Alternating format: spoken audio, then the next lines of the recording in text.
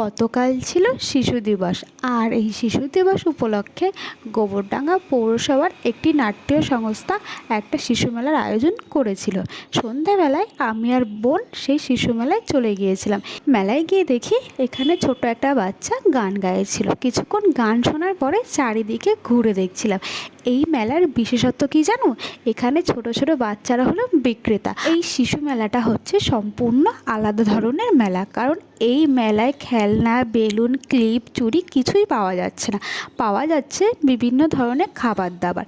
বাড়ির বড়রা খাবার দাবার বানিয়ে দিয়েছিল ও বাচ্চারা এখানে স্টলের মাধ্যমে সেই খাবারগুলো বিক্রি করছিল। সেখান থেকেই বোন আর আমি কিছু কিছু খাবার ট্রাই করেছিলাম। সবার প্রথমে খেয়ে নিয়েছিলাম এই বাচ্চার দোকানের ঘুগনি।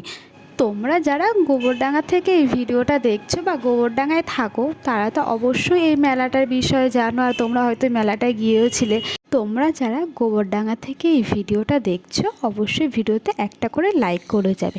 ঘুগনি খাবার পরে বোন আর আমি চলে গিয়েছিলাম একটি স্টলে, যেখানে দই বড়া বিক্রি হচ্ছিল। সেখান থেকে দই বড়াও এক প্লেট নিয়ে নিয়েছিলাম। ও সবার লাস্টে চলে গিয়েছিলাম এই পাপড়ি চালের স্টলটায়, যেখান থেকে এক প্লেট পাপড়ি চাটও কিনেছিলাম ও আমি আর বোন দুজনে মিলে সেটা খাচ্ছিলাম। আর পাশে ছোট ছোট বাচ্চারা নাচছিল, সেই নাচগুলো দেখছিলাম। কিছু সময় দাঁড়িয়ে এই বাচ্চাদের নাচ দেখছিলাম। নাচ দেখার পরে আমি আর বোন দুজনে বাড়ি চলে এসেছিলাম। তোমাদের এই ভিডিওটা কেমন লাগলো অবশ্যই কমেন্ট করে জানাবে।